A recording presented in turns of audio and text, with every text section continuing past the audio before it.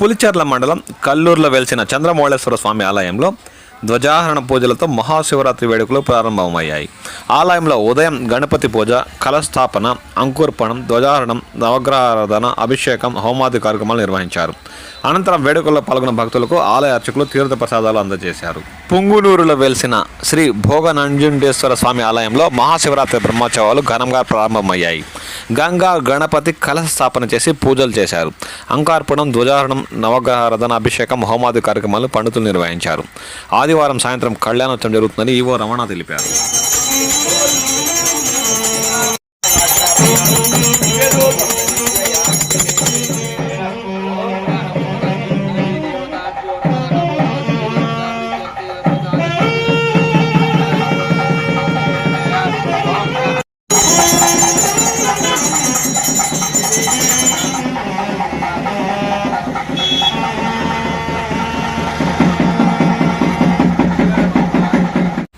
పుంగునూరు పట్టణం municipal bus stand సమీపంలో గల శివాలయ ఆవరణలో పరమేశ్వరుని చిత్రాన్ని భక్తుడు గీశాడు. సుమారు 2 గంటల పాటు శ్రమించి రంగురాళ్లతో ఈ చిత్రాన్ని గీశాడు.